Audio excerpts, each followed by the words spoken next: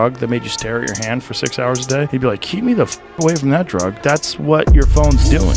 Welcome back. My name is Casey and I'm the Rumble Right Dad, and I want to cross the Rubicon into talking about whether or not we as a society have a phone addiction, because apparently the boards that I worked for as a therapist for the last 13 years refuse to handle this question.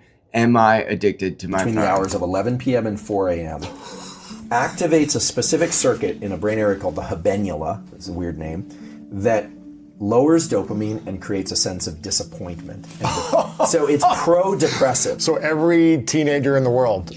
I've worked in substance use treatment for more than a decade, and I've done probably thousands of assessments on whether somebody has a substance use disorder. The only difference in this case being the usage is not a substance, it is our phone, which is wired precisely to make us want to stay on it. It is wired for addiction, and we are not addressing this as a culture because, in part, the therapeutic boards refuse to admit it's a problem, but I won't be afraid to admit it. And as the AI girlfriends and the spicy material online pushes forward even further and further and more immersive, the problem's only going to get worse. Can we arrest this now?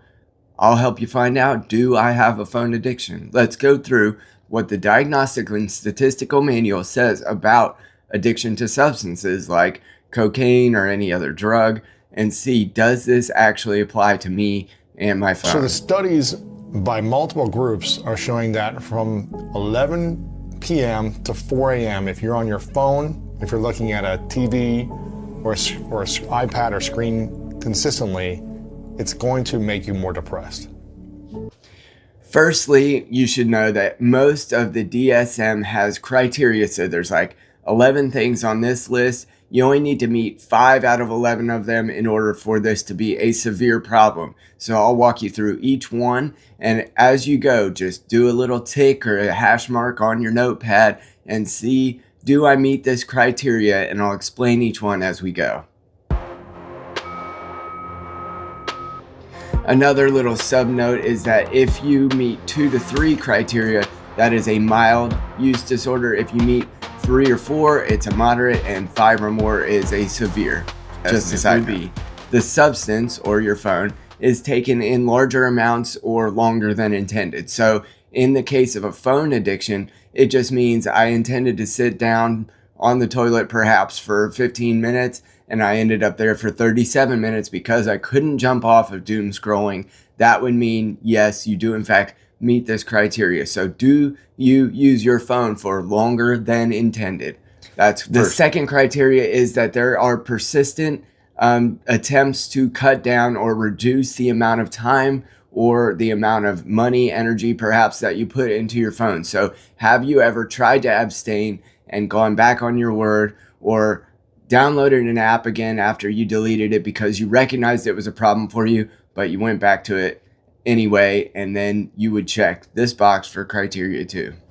The third one is a great deal of time used in obtaining or recovering from the effects of your phone. So if you went to great lengths when you cracked your screen and it spent 8 hours, maybe that's a necessity to replace. But on the other hand, maybe you actually spent too much time shopping for phone cases, going about finding the best plan, or recovering from the effects of using your phone. So do you have downstream effects, second order consequences of your overuse of your phone that cause you to have a recovery period? Like, oh, I need to go out in the sunlight because I've been locked in my office all day just looking at this phone. That would mean you meet criteria number 3. Okay, criteria number 4 is one that we probably all have experienced, which is craving or strong desire or urge to use the phone. So you have phantom vibrations in your pocket that's telling you that you're getting a notification when actually you aren't. Or perhaps you just naturally reach for your phone in a moment when you don't actually need it.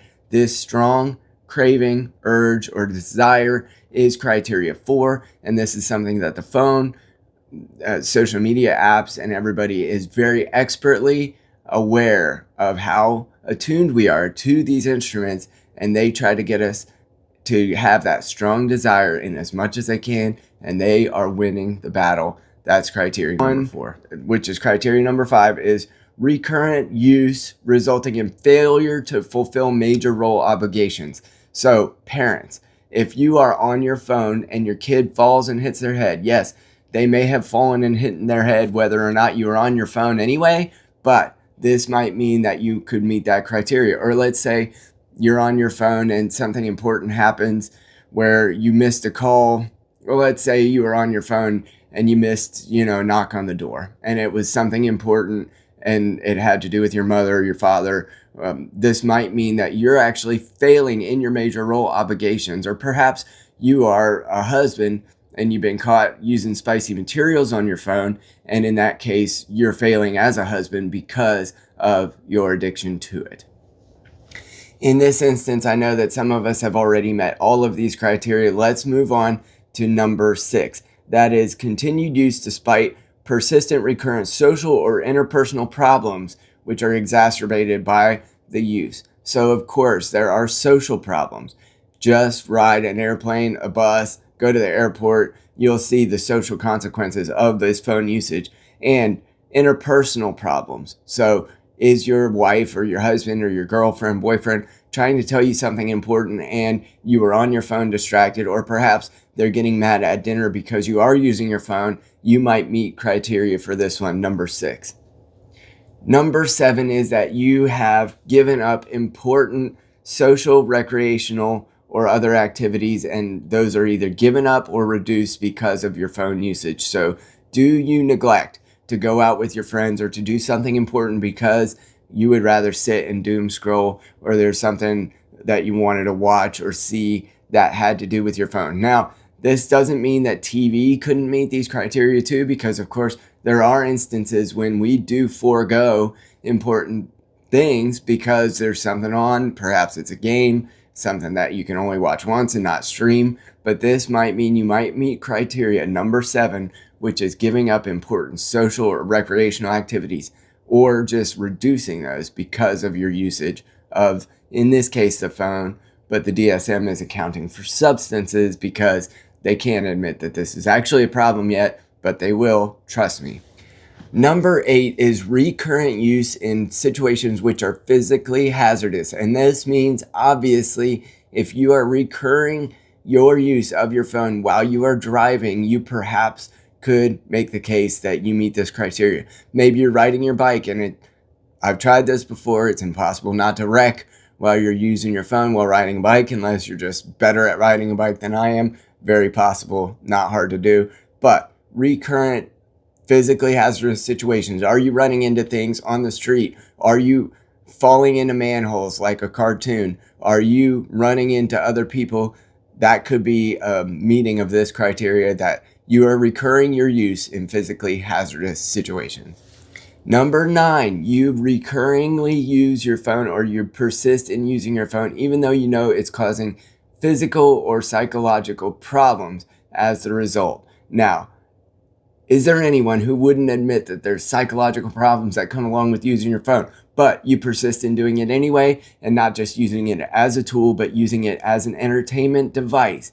As a person in long-term recovery from alcohol use, I can tell you that I knew that there was a psychological, physical, and other problems that were coming along with my alcohol use, and I persisted in using it. That is precisely what we're talking about here in criteria number 9.